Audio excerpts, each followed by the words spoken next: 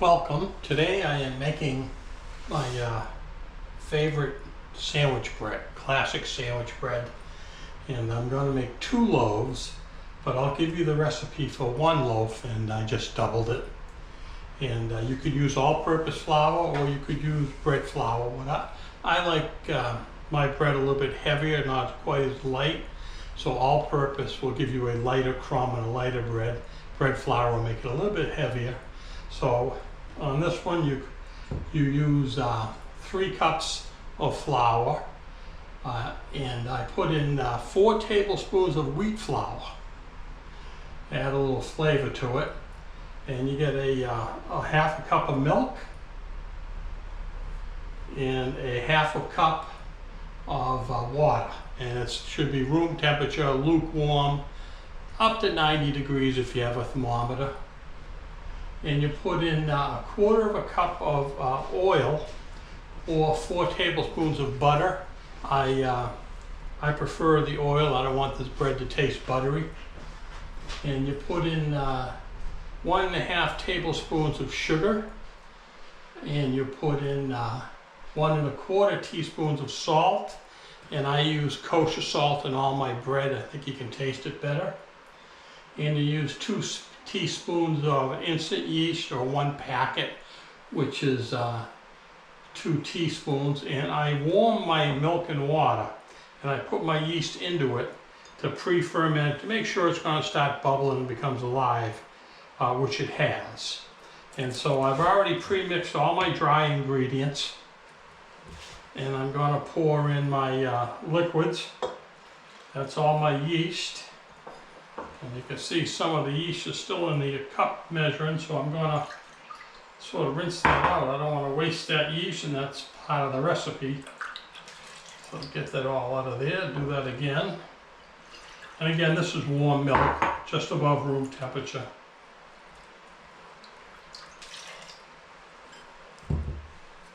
And the 50% milk and 50% water.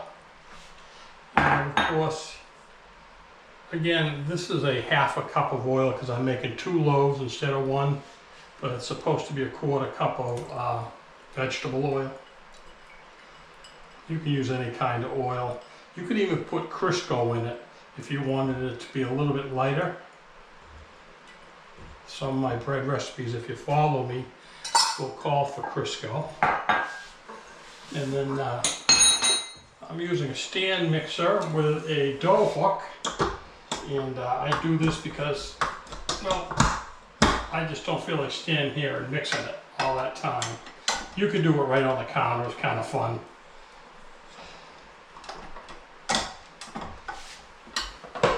And I'll put this on low for a minute and let it run for about 4 minutes, 5 minutes. And then you're going to knead it on the counter with a little bit of oil for like 2 or 3 more minutes till you get it just the right soft, supple dough. And you probably shouldn't put this spatula in here while it's going around, but I do it to get it off the sides and get it blended in well. Just be careful not to get it caught and to break your finger.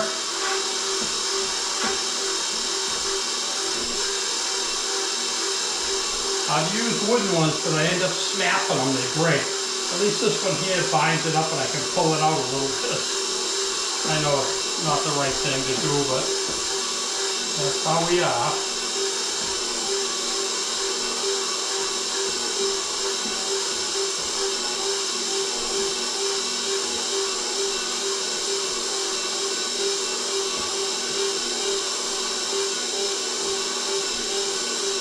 And it's funny, when you make a bread, a lot of things change it, like the humidity. If there's more humidity in the area in your room or your house, then the flour will absorb a little bit of humidity out of the air. I know it sounds foolish, but it does make a difference. So sometimes you have to add a little more water, a little more flour to get it to come out right. And the way you know it's coming out right is, as it goes around, you're going to see it absorb and put together everything. And then the dough could start sticking to the edges of the bowl or not sticking. So what you want is you want the dough to come together and then clean the bowl as it goes around. If it's too sticky, then you need to add a little flour to dry it up so that it'll clean the bowl.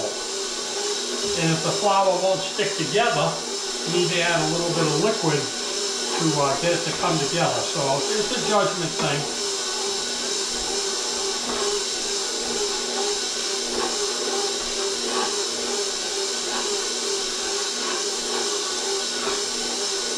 And everything's different. Like a lot of people, when they measure their flour, they'll take a, what have I got one here?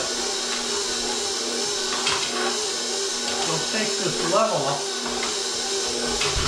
and you fill up your cup, and you dust it off, and you get an actual cup. A lot of people shake it, and that causes it to settle, and you get actually more flour than the cup. And is your flour sifted, or is it just packed down in your container?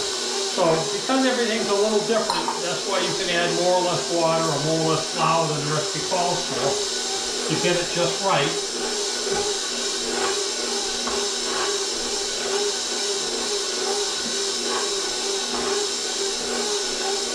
I'm starting to think this is a little dry. You could use some more liquid, but I'm not going to rush it. I'm going to wait and see how it looks.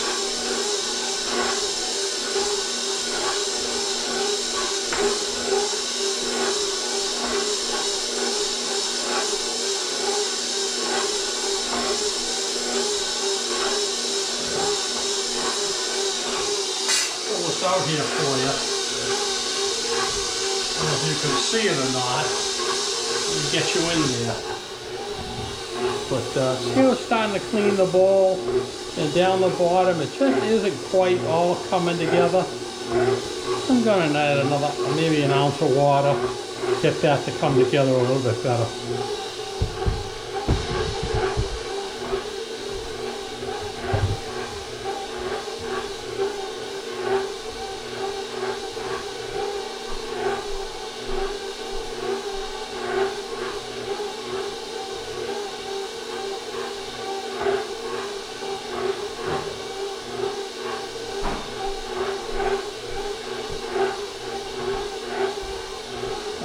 See that there's a very small amount of water in here, and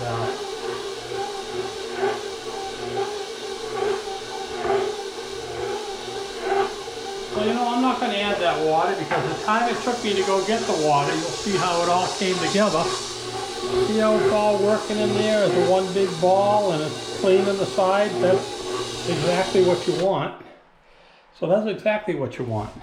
So now I'm going to take it out. And I'm going to oil my work surface and knead it just a little bit.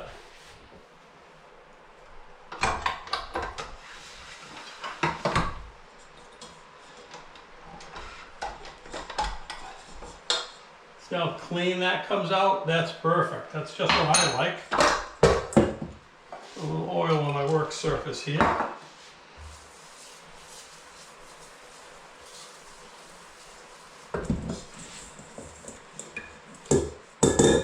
Remember, this is a lot of dough because I have 2 loaves going here. This is perfect for freezing. This bread loves to be frozen, and it stays perfect, just like it wasn't in the freezer.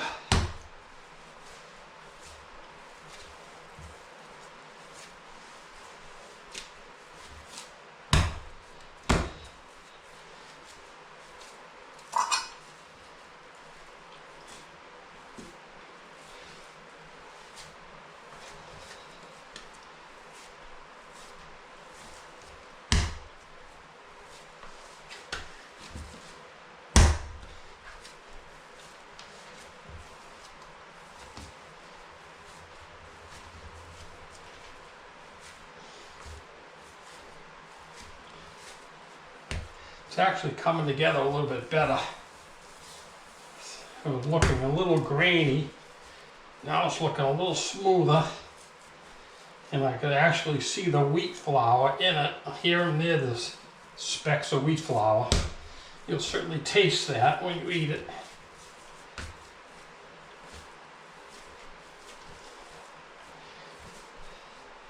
I haven't done a video in a while. It's been summer and I've been busy. But today is a rain day and there's a hurricane going by. And I just thought I'd take the opportunity to show this loaf of bread. I probably made it 6 or 7 times all summer. Just wasn't quite in the mood to do a video. There we go, I think that's nice. And we'll make a ball out of it.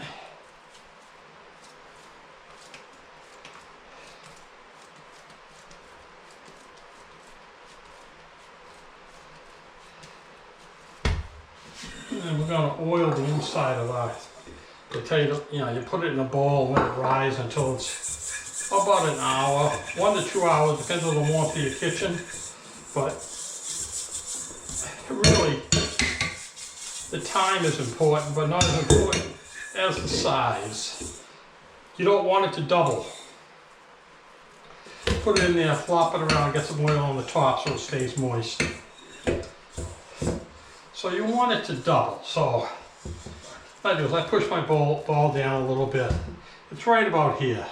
So when it gets up to right about here, that's all I want.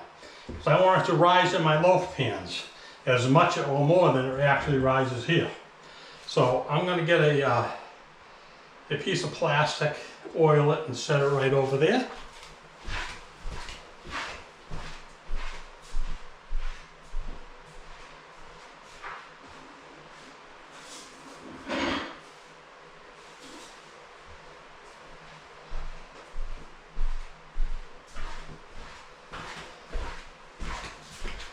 There we go. Actually, that's oiled pretty well. I think I'll just cover the top of this. Sometimes I set the plastic right on it, but I get plenty of oil in there. Okay, and one last note is room temperature is about 78 in here, which you'll find that'll rise really good. But I happen to have just recently remodeled my kitchen, and I have an oven that has a proofing mode. And I believe I can set it between 85 and 110. So I'm going to set it at 85, and so I can get consistent, because as winter comes on, my rising times get longer and longer, and the loaves change. And I like to make them consistent every time. So I'm going to start using the proofing oven to see if I get some consistency in how well they rise. And we'll get back to it after some rising time. Thank you. Alright, so it's time to move on. First is, if you can see this, it's, I'm going to say I let it rise too much. I only wanted it to come to about here, so it's more than doubled, and I'm not happy with that. But I had it in the new oven, and we had it at 85 degrees, and it really rose very well. And I was on the phone talking to my brother. It's been a long time, and finally it's here. Gotta go, my bread's rising. So you take 2 loaf pans and you oil them. Now if you can tell about these loaf pans, these are heavy duty metal loaf pans, and they get nice and hot, and you put a little oil all over them. And traditionally when I cook bread, if I use a glass loaf pan, I'll put parchment paper on the bottom at least, and then use a knife to separate the edges so that it pops out nicely. But these metal pans with that little corrugation in there get nice and hot, and the bread comes out nice color and pops right out without the new parchment paper. Okay, so those are pre-oiled. We're going to oil our countertop one more time. I cleaned it up after the last episode. Now we're going to get this out of here. Oh, that's beautiful dough though. Beautiful. And I want to make 2 equal loaves. So let me weigh this.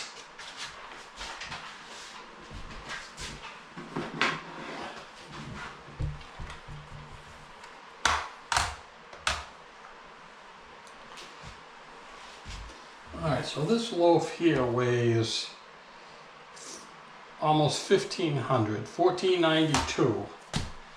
So be about 745 grams per loaf.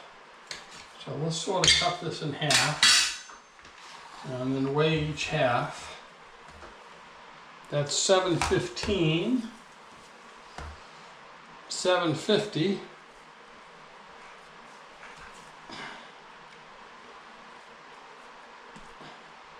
727, 734, that's close enough. So now we don't want to completely deflate it, but we want to roll it into logs that'll fit in the loaf pans.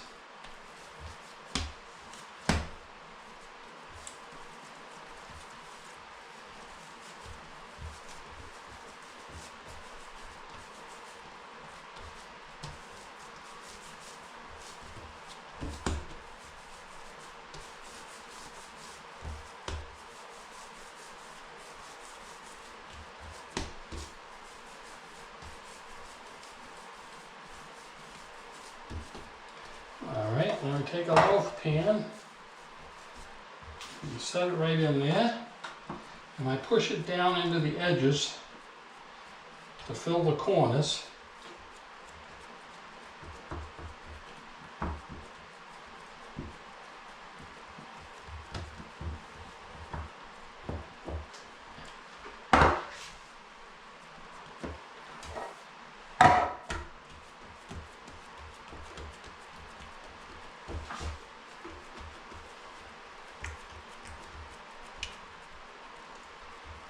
Alright, I'm going to put these back in the oven with some plastic on each of them and proof it until it rises up and just comes over the edges. In fact, maybe I'll just leave them right here on the counter and we can put it on slow-mo or whatever it's called, and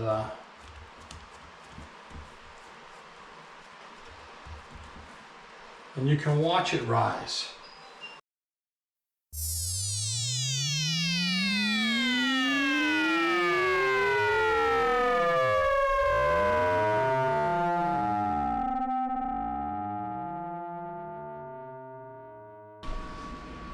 It has been 30 minutes, and so they should be done, but I'm going to check the internal temperature. 202, so it's done. 205 is good. Anything over 200 is done, and I don't want to dry them out, and they look great. So I'll shut the oven off.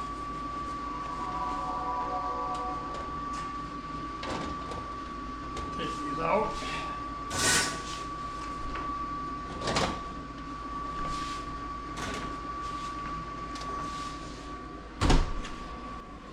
Oh, they're 200 degrees on the inside, and also you do the thump test. That means they're done. Got them on the cooling rack. Dump them out. So easy. They come out of these metal pans. These thick metal pans do a great job.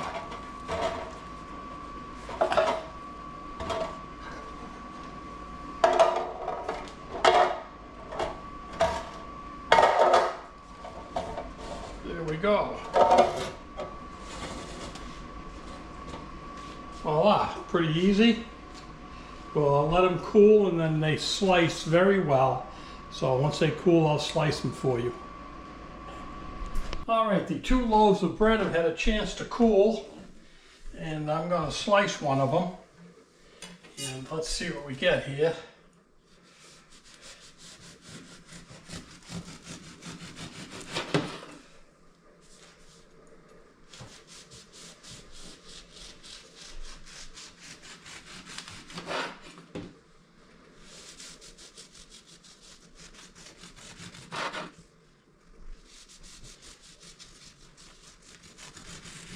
They're still slightly warm, but you know, sometimes you can't wait. So there it is, it's still warm. Got some nice texture to it. It'll hold up well for a sandwich. So I'm going to continue to slice the whole loaf and put it into a bag. And then we can eat it like a loaf of bread maybe you bought at the store.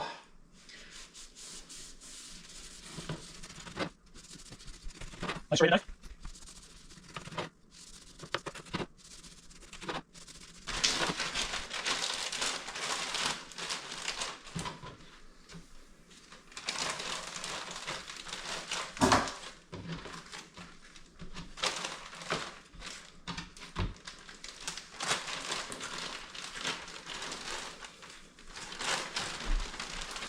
Yeah, so I hope you enjoyed the show. I hope your bread comes out as good as mine does.